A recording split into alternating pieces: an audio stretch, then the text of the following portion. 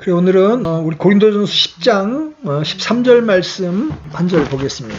고린도전서 10장 13절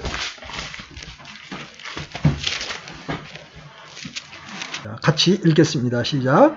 사람에게 공통적으로 있는 시험 외에는 너희가 어떤 시험도 당하지 아니하였나니 하나님은 신실하사 너희가 감당할 수 있는 것 이상으로 시험 당하는 것을 너희에게 허락하지 아니하시고 또한 그 시험과 함께 피할 길을 내사 너희가 능히 그것을 감당하게 하시느니라. 아멘.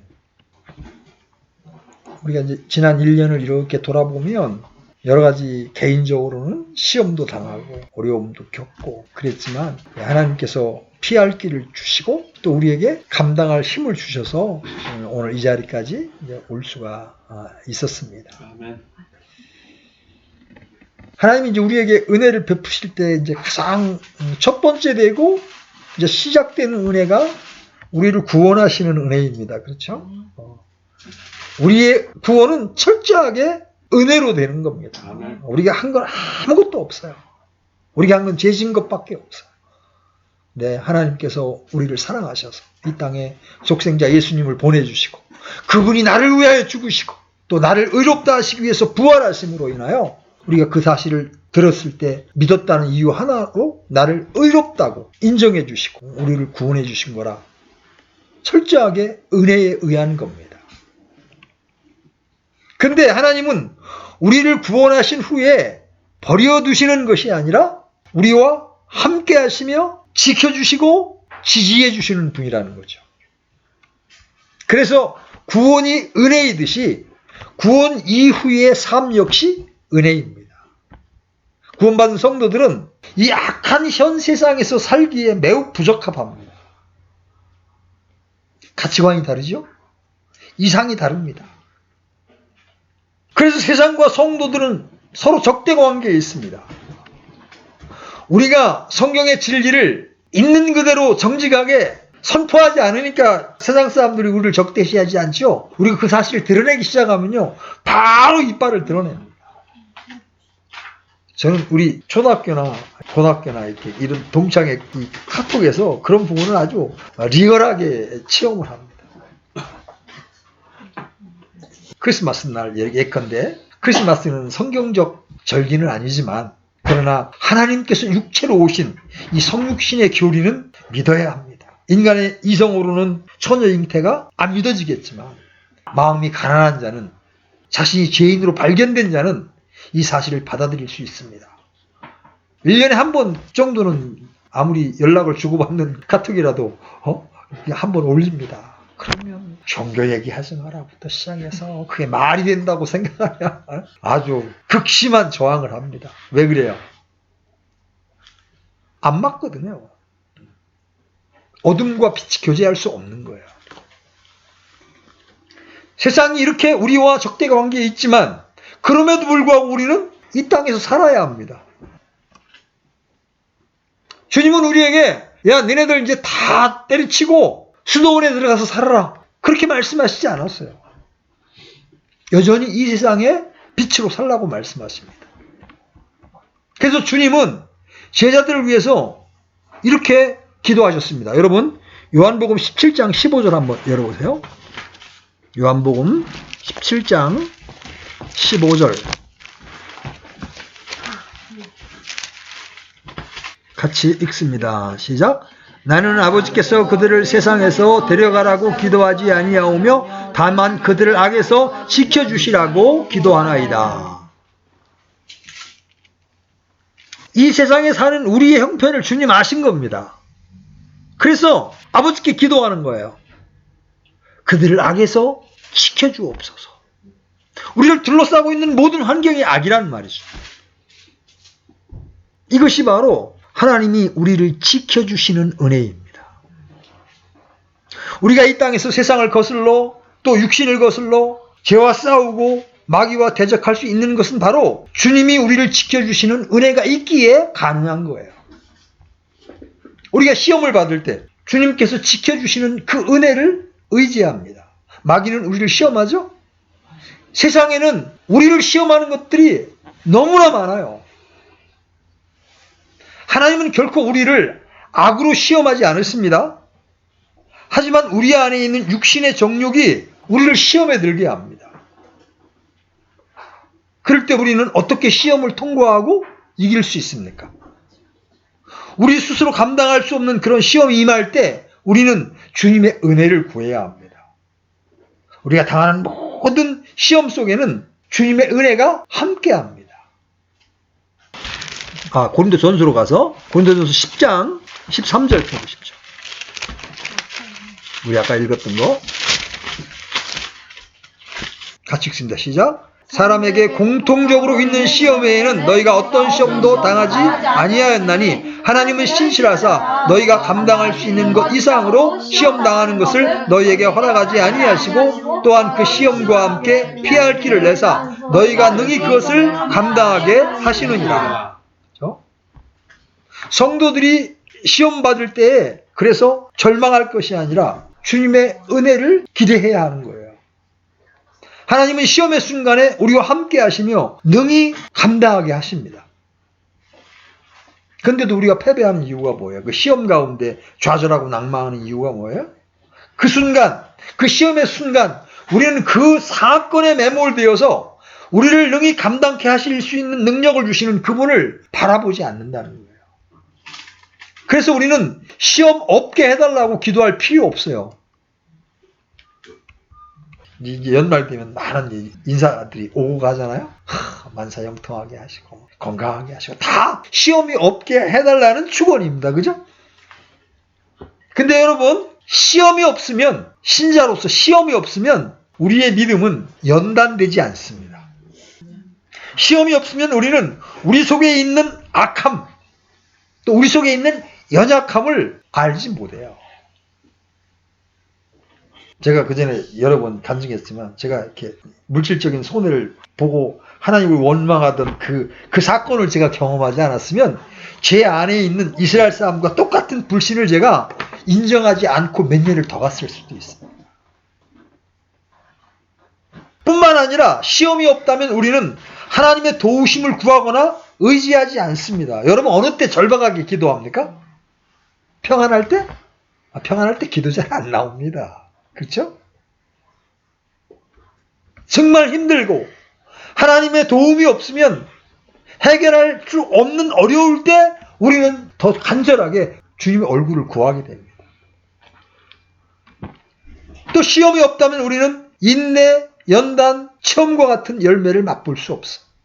그래서 이 시험은 성도들에게 반드시 필요한 겁니다.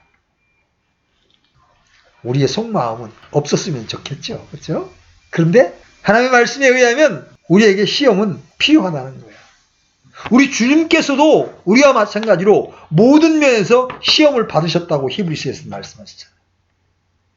성경은 모든 면에서 우리가 똑같이 시험을 받으셨다고 기록합니다. 주님께서 시험을 받으신 것은 우리를 모든 시험에서 능히 구출하시고 지켜주시기 위함이죠. 여러분에게 어떤 시험이 있습니까? 나만이 겪는 어려움이라고 하소연하지 마십시오. 성경은 사람에게 공통적으로 있는 시험이라고 합니다. 내가 겪는 어려움은 결코 나 혼자만이 겪는 고통이나 어려움이 아닙니다. 모든 사람들이 다 겪는 공통적인 것입니다. 생각해 보십시오. 돈 문제, 가족 문제, 자식 문제, 부부간의 문제, 건강 문제, 형제간의 문제, 직장에서 겪는 문제는 나만 겪는 어려움이 아니라는 거예요. 때로 소설이나 영화, 신문에서 보고 듣던 일들이 내게 터졌다고 해서 놀라지 말라는 겁니다. 누구나 겪는 문제라는 거예요. 차이는 뭐예요? 주님이 지켜주시는 은혜를 누리고 있는가. 사자굴에 던져진 다니엘과 함께 계셨던 주님. 느부갓네살의 용광로 속에서 함께 계셨던 주님이 우리의 시험 속에서 함께 계신다면 무엇이 문제가 되겠습니까? 그렇겠죠? 때로 삶이 너무나 고달프다고 느껴질 때가 있습니다. 때로는 허무하게 느껴지고 지칠 때도 있습니다. 매일 일을 해서 생활비를 지출하고 나면 아무것도 없는 그런 일상의 연속이 얼마나 힘들고 따분합니까? 성도로 산다는 것이 기쁨과 즐거움이 아니라 피곤의 연속일 때도 있습니다. 기도회, 또 성경 공부 모임, 예배 찬양, 각종 행사에 빠짐없이 참석하지만 마음에 충만한 기쁨과 평강이 없을 수 있습니다. 충동적으로 일어나는 생각이지만 다 포기하고 싶다 그런 생각이 들 때도 있습니다. 이때 우리 성도에게 필요한 게 바로 인내입니다. 갈라디아서 6장 9절에 바울은 이렇게 말합니다. 우리가 잘 행하는 가운데 지치지 말지니 우리가 기진하지 아니하면 정하신 때에 거두리라. 그래서 영적인 일, 선한 일, 의로운 일을 지속적으로 할 수 있는 힘을 구하셔야 합니다.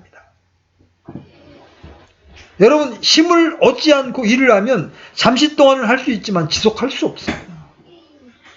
왜 우리는 낙심하고 지칩니까? 주님의 능력, 주님의 공급하시는 힘을 통해서 하지 않고 혼자 힘으로 살기 때문에 그래요. 혼자 힘으로 노력하고 애쓰고 일할 때 그 힘은 곧 바닥이 나버립니다. 신자의 삶은 애쓰는 것이 아니라 신뢰하는 겁니다.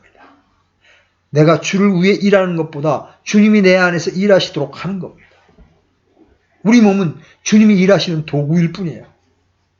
능력의 통로일 뿐입니다. 주님께서 우리 안에서 우리를 통해 우리를 사용하도록 하는 것이 성도의 삶입니다. 빌립보서 2장 13절 한번 열어보십시오. 빌립보서 2장 13절. 찾으셨으면 같이 읽겠습니다. 시작. 너희 안에서 일하사 자기가 참으로 기뻐하는 것을 원하게도 하시고 행하게도 하시는 분은 하나님이십니다. 일하시는 분은 주님입니다. 그래서 바울은 고린도의 교회에 편지를 보내면서 이 일을 위해 나도 내 속에서 강력하게 일하시는 그분의 활동에 따라 싸우며 수고하노라 이렇게 말합니다.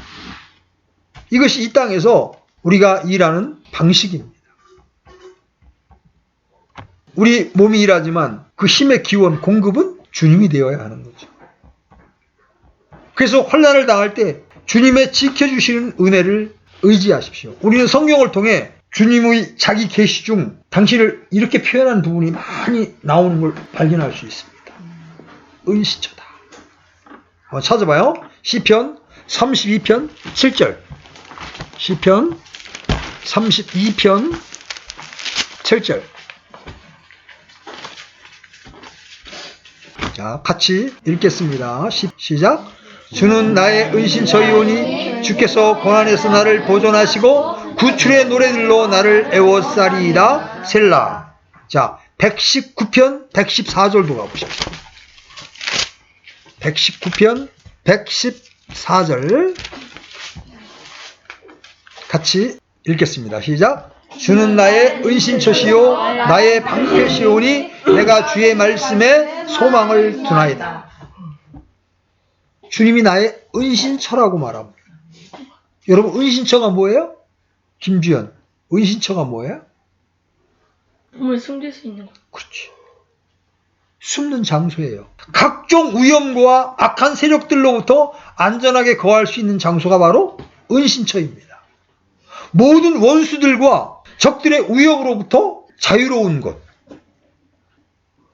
우리는 골방이나 땅속 깊은 지하시설, 광야나 바닷속 어디에 숨는 것이 아니라 바로 주님을 은신처로 삼습니다. 마귀는 우리가 어디에 거하든 찾아낼 수 있습니다. 하지만 주님 안에 숨어버리면 아무도 우리를 위협할 수 없어요. 아무도 주님 손에서 우리를 빼앗아갈 수 없습니다. 주님으로부터 우리를 떼어놓을 수 있는 것은 아무것도 없습니다. 주님께서는 제자들에게 이런 말씀을 하시죠. 세상에서는 너희가 환난을 당하나 기운을 내라. 바울도 사도행전에서 우리가 반드시 많은 환난을 거쳐 하나님의 왕국에 들어가야 하리라 했습니다. 근데 주님은 너는 앞으로 당할 것들 가운데 어떤 것도 두려워하지 말라고 말씀하십니다. 남들에게 닥치는 환난들이 아니라 모두 우리에게 닥치는 환난들입니다. 문제가 터질 때마다 우리는 어떻게 해보려고 하지만 문제가 더 복잡해지고 더 커져버립니다. 그냥 가만 놔두는 것만 못할 때가 수두룩합니다. 해결하려고 시도한 일이 더 혼란에 빠져버립니다. 문제는 우리와 상관없는 일에 말려드는 겁니다. 모순된 일이 터지는 겁니다. 원하지도 기대하지도 계획하지도 않는 일이 마구 터질 때 우리는 황당할 수밖에 없습니다. 그래서 믿음이 적은 자들은 이제 하나님을 원망하는 거죠. 왜 내게 이런 일이 일어나는 거지? 그래서 그런 일이 일어나면 일단 자기 힘으로 해볼 거라고 이런저런 일을 시도해 봅니다. 그런데 그렇게 해서 일이 잘 해결되면 그만이지만 그렇지 않을 때 엄청난 고통을 이제 겪게 되는 겁니다. 우리가 하나님의 마음에 합했던 구약 성도의 표본이라고 할 수 있는 다윗을 보십시오. 시편 55편 4절로 8절 같은 열어놓은 시편 55편 4절로 8절 한번 봅니다. 자, 같이 읽겠습니다. 시작. 내 마음이 내 속에서 심히 아프며 사망의 두려움들이 나를 엄습하였나이다. 무서움과 떨림이 내게 이르고 공포가 나를 눌렀나이다. 그러므로 내가 말하기를 오 내게 비둘기같이 날개가 있다면 얼마나 좋을까. 그러면 내가 멀리 나다가 안식하리로다. 보라 그때 내가 저 멀리 다니다가 광야에 머무리로다. 내가 빨리 도망하여 거센 폭풍과 태풍에서 벗어나리로다 하였나이다. 여러분 극심한 스트레스를 받으면 누구나 이런 심정이 되는 겁니다. 도망가고 싶은 겁니다. 그죠? 현실 도피 심정이 일어나는 거예요. 이게 사람입니다. 나는 이런 생각 한 번도 해본 적이 없습니다. 그 믿음 전처럼 이야기하지만 안 당해봐서 그래요. 실제 힘든 일을 당하면 다 그런 마음이 일어납니다. 다윗은 죽고 싶다는 말 대신에 도망가고 싶다고 말했을 뿐이에요. 어디론가 피해버리고 싶었던 겁니다. 실제로 죽고 싶어 했던 이들도 있습니다. 여러분 보세요. 우리가 이제까지 알고 있던 성경 지식으로 모세, 욥, 엘리야, 요나 이 어떤 인물들입니까? 위대한 하나님의 종들입니다. 대언자들입니다. 그죠? 근데 이들이 죽고 싶어 했다니까요. 본인이 이들보다 더 큰 믿음이 가졌다고 큰 소리 치는 사람들은요, 그거 허풍이 들어가 있는 거예요. 자, 모세를 한번 보십시오. 여러분, 민수기 11장 14절로 15절. 민수기 11장 14절로 15절. 같이 읽습니다. 시작. 이 일이 내게 심히 무거워 나 혼자서는 이 온 백성을 감당할 수 없나이다. 주께서 나를 이같이 대우하실진대 원하옵나니 내가 주의 눈앞에서 호의를 입었은즉 즉시 나를 죽여 내가 내 비참한 모습을 보지 않게 하옵소서 하니라. 모세는 불평하는 이스라엘 백성들을 이끄는 목자의 역할이 너무 힘들었습니다. 이집트에서부터 지금까지 주의 말씀을 전하고 각종 이적과 권능을 보여주었지만 이들의 믿음은 조금도 자라나지 않았습니다. 모세는 죽는 것이 은총일 정도로 삶이 힘들었습니다. 저는 이 심정 충분히 공감합니다. 목회자는 변화되지 않는 양들의 모습을 보고 육신적인 성도들의 모습을 보고 정말 절망합니다. 한 3, 4년 십자가를 가르쳐서 이제는 흉내를 낼 줄 알았는데 조금 있으면 그냥 티격태격 악수도 안 하려고 하고 집회 가운데 얼굴을 외면하는 모습을 보고 있노라면 가슴이 막 먹먹해집니다. 바른 교리 있지, 바른 성경 붙잡았지, 1, 2년만 배우면 뭐 다 영적인 사람이 될 거라고 기대하고 열심히 입에 침을 튀기며 가르칩니다. 그런데 몇 년을 가르쳐도 성장과 변화를 그렇게 보기가 쉽지가 않더라고요. 모세가 이럴진데, 모세가 죽고 싶다고 할진데 우리같이 연약한 자들이 그런 마음 안 들겠어요? 그만두고 싶다. 나도 도망가고 싶다는 생각 여러 번 했었습니다. 솔직하게 고백하건대. 교회 안에 분란이 일어날 때마다 진짜 도망가고 싶다. 그럴 때 우리는 모세나 바울에게서 힘을 얻습니다. 모세도 죽고 싶다는데. 바울같이 탁월한 하나님의 사람 곁을 바울 사역 말기에 모든 사람이 떠납니다. 아시아에서. 그죠? 그런데 나같이 연약한 자를 떠나는 게 뭐가 문제가 돼? 그런 데서 우리는 우위를 얻는 거예요. 그래서 여러분이 만약 자신이 하고 있는 일 또는 당한 일들로 인해 죽고 싶을 정도로 힘이 들고 지친다면 지켜주시는 주님의 은혜를 바라보시기를 바랍니다. 신약성경에서 인내의 본으로 기록된 욥을 보십시오. 그가 얼마나 큰 어려움과 시련을 당했는지 제가 말 안 해도 여러분 이미 잘 알고 계실 겁니다. 재산 다 날렸죠? 자녀들 다 죽었습니다. 10명의 자녀들이 다 죽었습니다. 아내는 마지막까지 그래도 옆에서 위로해야 될 아내는 자신을 욕하고 떠났습니다. 그래도 몸이라도 성하면 어떻게 재기할 생각이라도 해보겠는데 온몸은 종창으로 죽을 지경입니다. 위로하겠다고 찾아온 친구들은 갑자기 자기들의 의의가 승해지면서 욥한테 윽박지릅니다. 숨은 죄를 토설하라고 막 압력을 가합니다. 여러분 그때 어떤 심정이겠어요? 자, 욥기 7장 15절로 16절 가고 싶습니다. 욥기 7장 15절로 16절. 자, 같이 읽겠습니다. 시작. 그러므로 내 혼이 내 생명을 택하느니 차라리 숨이 막히는 것과 죽는 것을 택하나이다. 내가 내 생명을 싫어하며 계속해서 사는 것을 원하지 아니하오니 나를 내버려 두소서. 내 날들은 헛것이니이다. 욥은 외적으로만 힘든 것뿐만 아니라 내적으로도 너무 힘든 상태였습니다. 그는 죽기를 택한다고 말합니다. 사람들은 때로 극단까지 서슴없이 내몰리는 그런 어려움에 처할 때가 있습니다. 신자들이라고 해서 어려움이 없고 만사 형통할 것이라고 생각한다면 그는 성경도 모르고 하나님도 모르는 사람입니다. 여러분 엘리야를 보십시오. 그는 갈멜산에서 위대한 영적인 승리를 거두죠. 하나님께서 450명의 바알의 대언자들 앞에서 불로써 응답해 주셨고 누가 이스라엘의 참 하나님인지 온 백성들에게 보여주셨습니다. 백성들은 엘리야의 지휘에 따라 바알의 대언자들을 남김없이 죽였습니다. 그리고 이스라엘에 3년 반 동안이나 내리지 않던 비가 쏟아졌습니다. 그렇다면 그 후속으로 이어질 일들이 무엇이겠습니까?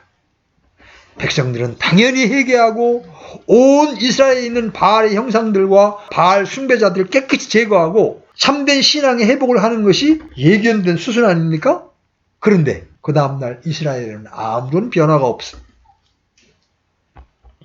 어떤 신앙의 부흥이나 회복도 일어나지 않았습니다. 도리어 왕비 이세벨이 엘리야를 반드시 죽이겠다는 명령을 내리고 이제 엘리야는 도망치게 됩니다. 엘리야는 영웅처럼 백성들 앞에 짜잔하고 나타나는 것이 아니라 있는 힘을 다해 광야로 도망쳐야 되는 신세가 돼버린 겁니다. 그때 엘리야의 심정이 어땠을지를 한번 여러분 생각해 보십시오. 엘리야가 열왕기상 19장 4절에서 이렇게 말합니다. 그러나 그가 스스로 하룻길을 가서 광야로 들어가 로뎀나무에 이르러 그 밑에 앉아 스스로 죽기를 구하여 이르되 오 주여 족하오니 이제 내 생명을 취하시옵소서. 나는 내 조상들보다 낫지 아니하나이다. 그는 죽기를 구했습니다. 큰 일을 하고 나서 기대했던 일들이 일어나지 않을 때 사람들은 허무에 빠지고 자살에 이르는 예가 많습니다. 자신이 원했던 모든 것을 얻었다고 이루었다고 생각하는 순간 기쁜 것이 아니라 맥이 빠지고 허무함을 느끼는 겁니다. 원하는 것만 얻으면 다 좋을 줄 알았는데 막상 얻고 보니 자신이 원했던 것이 전혀 없다는 것을 알고 절망하게 됩니다. 엘리야는 온 이스라엘의 회개와 영적 부흥을 원했지만 그가 얻은 것은 아무것도 없었습니다. 주의 일을 한 후에 얻어질 보상을 사람과 땅에 두면 절망합니다. 믿음의 상급은 주님이십니다. 주님이 큰 보상이죠. 우리의 보상은 하늘에 있는 겁니다. 그렇게 도와주고 사랑했어도 순식간에 배신할 수 있습니다. 여러분 오시기 전에 일이에요. 한 자매가 금산에서 인삼 즙을 짜서 판매하는 일을 했습니다. 늘 주문이 몰리면 늘 일손이 부족했어요. 그럼 우리 지체들이 평일이든 일요일이든 거의 전체가 가서 그 일을 도왔습니다. 그리고 그 일이 그렇게 기뻤습니다. 지체를 돕는 게. 나중에 사업이 물질적으로 어렵다고 해서 제가 보증까지 섰었습니다. 근데 결국 이제 그 사업이 어려워져서 제가 보증으로 서줬던 것까지 다 날라가고 끝났어요. 그런 다음에 그 자매는 그 다음 주부터 교회를 다 안 나와버리는 거예요. 미안하다는 말 한마디 없는 겁니다. 그런 모습을 보면 너무나 안타까운 거예요. 좌절스러운 거죠. 그때 만약에 우리가 그 사건 하나만을 바라보면 그냥 정말 낭망스러워질 수 있지만 제가 믿기로는 우리가 그때 우리의 순수한 마음으로 행했던 지체들의 그 자매를 향한 사랑은 나는 사라지지 않았다고 믿는 거예요. 하나님 앞에 연락되었고 하나님의 기억된 바 되었을 거라고 믿는 거예요. 또 우리는 요나를 기억합니다. 요나는 두 번에 걸쳐서 죽음을 구합니다. 요나서 4장 3절 오 주여 그러므로 이제 간청하오니 내게서 내 생명을 취하소서. 사는 것보다 죽는 것이 내게 더 낫나이다. 요나는 하나님께서 자신이 선포한 대로 일해 주시지 않는 것에 불만을 품었습니다.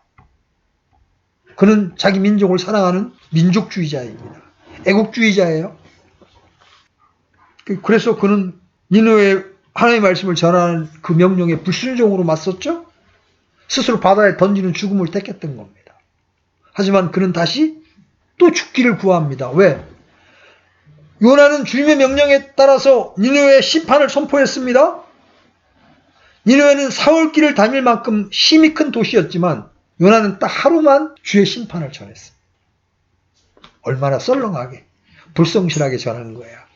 그러나 니느웨 백성들은 요나의 선포를 듣고 회개함으로써 주님께서 뜻을 돌이키셨어요. 그 심판이 없던 일이 되어버렸습니다. 졸지에 요나는 거짓 대언자가 된 거죠. 너무 화가 나는 겁니다. 그러니까 나 죽여주십시오. 요나는 니느웨 백성이 회개한 것이 기쁘지가 않은 거예요. 그는 차라리 주님께 죽음을 구합니다. 이런 무리의 사람 본 적 없어요? 자신의 뜻이 너무나 강해서 자신의 뜻대로 못할 바에야 죽는 것이 낫다. 하고 싶은 것을 하지 못할 바에는 죽는 것이 낫다는 부류가 이런 사람들이죠. 하지만 주님은 이들 중 아무도 죽이지 않으셨습니다. 주님은 그들의 기도에 응답해 주시지 않으셨습니다. 반대로 주님은 그들을 지키셨습니다. 그렇죠? 이것이 하나님의 은혜입니다. 환난 가운데에서 우리를 지키시는 하나님의 은혜를 생각해 보십시오. 주님은 우리의 피난처이십니다. 영원한 하나님께서 내 피난처가 되시며 영존하는 팔들이 밑에 있도다.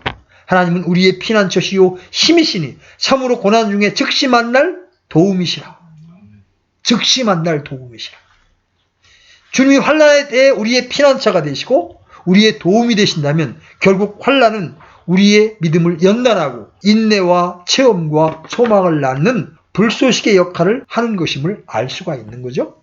현재 우리가 겪고 있는 모든 어려움은 다 합력해서 선을 이루는 것들에 불과한 겁니다.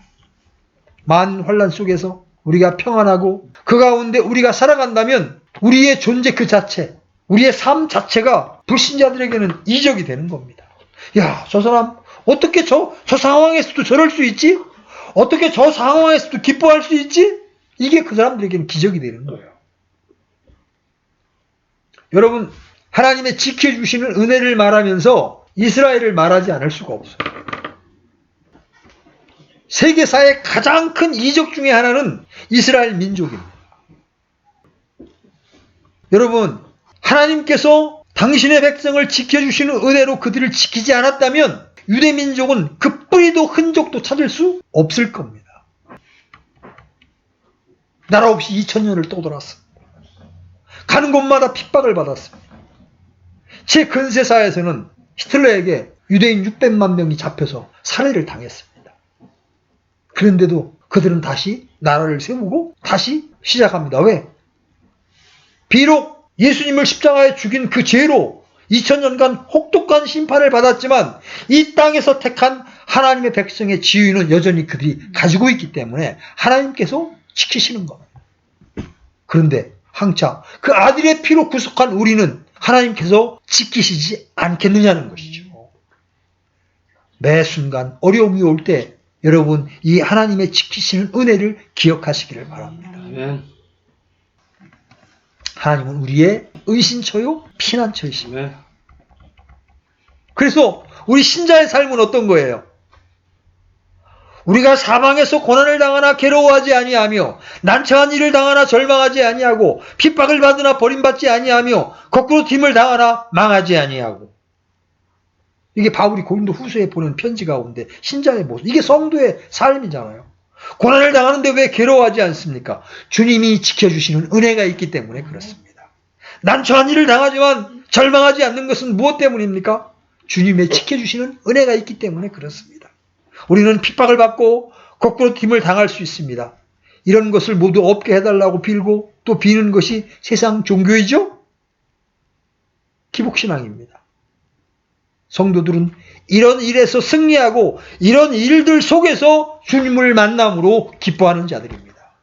성도들은 어떤 자들입니까?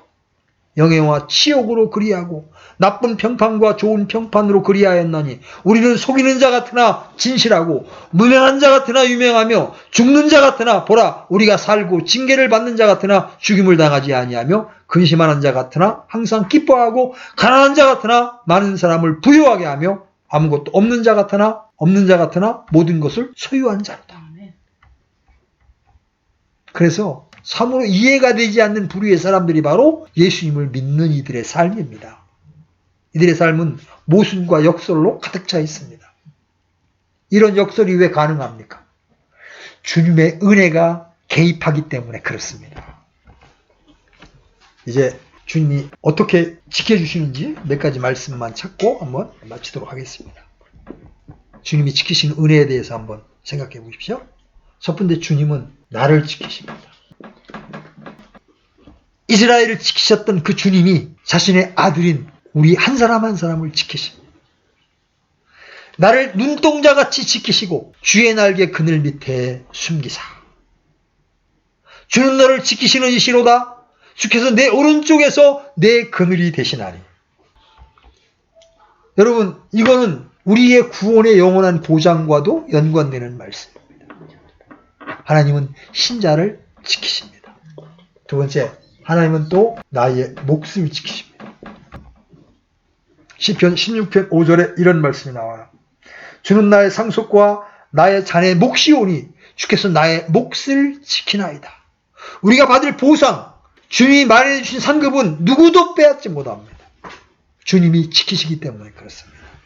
여러분에게 약속된 썩지 않는 몸, 여러분이 거할 새 예루살렘의 처소는 아무도 우리에게서 빼앗아갈 수 없습니다.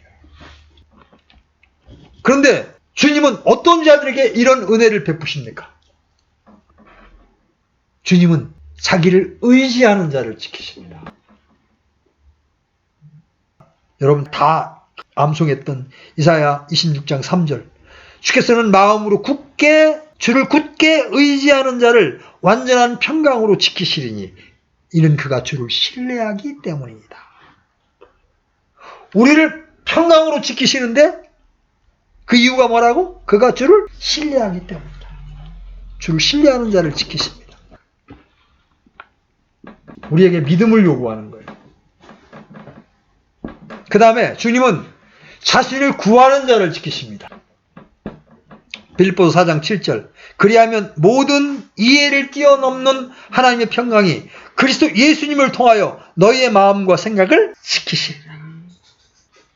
여러분 기억하셔야 합니다. 어떤 문제가 생겼을 때 주님을 바라보지 않고 그냥 절망에 빠지거나 자기 힘으로만 그 문제를 해결해 보려고 하는 사람에게는 주님의 은혜가 임하기가 어려운 거예요. 여러분 주님을 의지하십시오. 그리고 그분을 구하십시오. 그러면 그분이 먼저는 우리의 마음과 생각을 지켜주시고 그 다음에 우리의 믿음을 따라 그 형편도 바꾸어 나가시는 겁니다. 세 번째, 같은 의미지만 하나님께 자신을 맡기는 자를 지키십니다. 우리의 근심, 염려, 원수 갚는 것은 물론이고 우리의 혼을 주님께 맡김으로 주님이 지키시게 해야 하는 거예요. 이게 바로 참된 안식이죠. 그래서 베드로는 이렇게 이야기합니다. 그러므로 하나님의 뜻대로 고난을 받는 자들은 선을 행하는 가운데 자기 혼을 하나님 곧 신실하신 창조주께 맡겨 지키시게 할지어다. 그리고 주님은 장차 대환란으로부터 우리를 지켜주십니다. 내가 나의 인내의 말을 지켰은즉 나도 너를 지켜 시험의 시간을 면하게 하리니. 이건 그때 시험을 당하지 않도록 우리를 휴거시킴으로 우리를 보호해 주신다는 거죠. 이 얼마나 놀라운 은혜의 약속입니까? 주님께서 우리를 위해 악으로부터 지켜주실 것을 기도하셨고, 그렇죠? 주님이 승천하시기 전에 우리 제자들을 위해 기도하잖아요. 우리를 위해 기도하잖아요. 악에서 지켜주옵소서. 그 기도는 그대로 응답되었습니다. 그래서 바울은 데살로니가 후서 3장 3절에서 이렇게 말합니다. 요 한 절은 찾고 말씀을 마치십시다. 데살로니가 후서 3장 3절. 자, 같이 읽겠습니다. 그러나 주께서는 신실하사 너희를 굳게 세우시며 악으로부터 너희를 지키시리라. 주님의 지켜주시는 이 은혜를 언제나 기억하시면서 주님의 얼굴을 구하는 여러분이 되시기를 바랍니다. 아멘. 이제까지 1년간 또 한 해 동안 우리를 지키시고 돌보아신 주님 앞에 감사와 찬미를 드립니다. 아멘.